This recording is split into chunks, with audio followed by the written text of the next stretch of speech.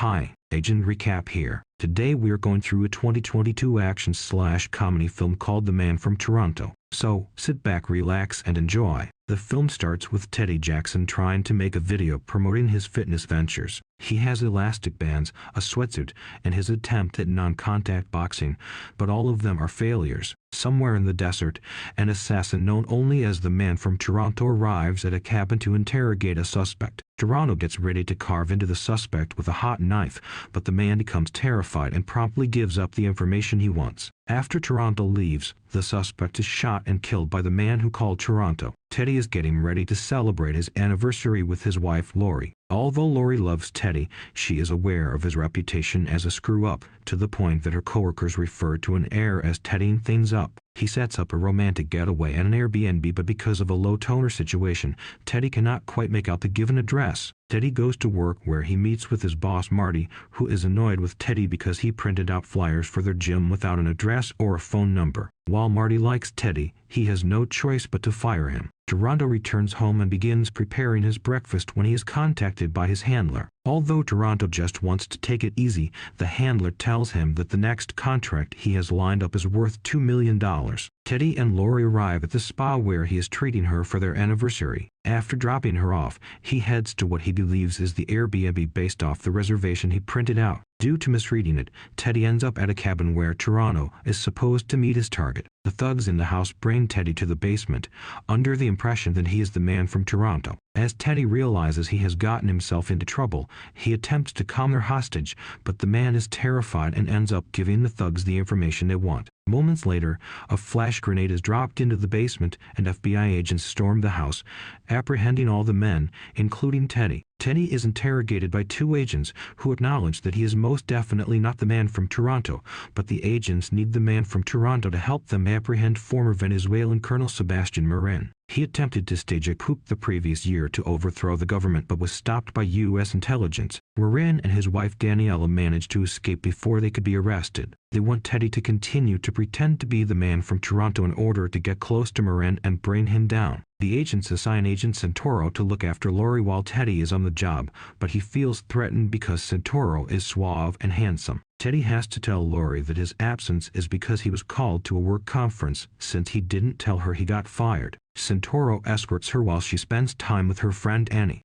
Toronto finds out about the mix-up and is given Teddy's information by the handler. He finds Teddy's fitness ads and cannot believe that this is the man mistaken to be him. He tracks Teddy down as the agents bring him to meet with Daniela.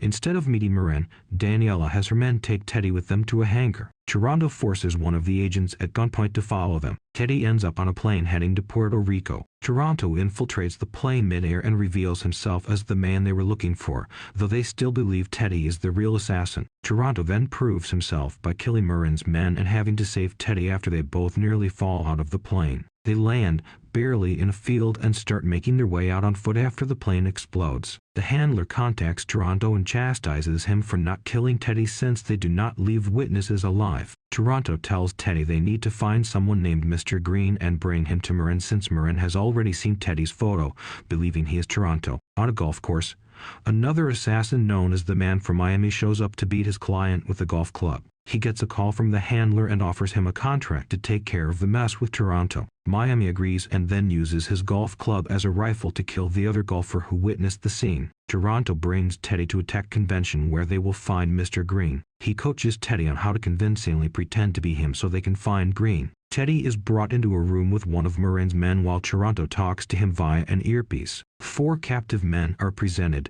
and Teddy has to interrogate them all to figure out which one is Mr. Green. He's given knives as a torture method to get them to talk, but he accidentally slashes one of the men under his eye, causing it to bleed. Despite Teddy trying to hold back, he pukes on 2 of the men, and one of them ends up saying that he is Mr. Green. However, the main thug notices Teddy's earpiece and prepares to kill him, forcing Toronto to step in and kill the goons. He then cuts the thumb off Mr. Green and puts it in a bag. As the two try to make their way out of the building, Miami finds them and starts to go after them. He throws Teddy off the ledge, but he catches onto a decoration. Toronto and Miami fight as Teddy attempts to get himself down.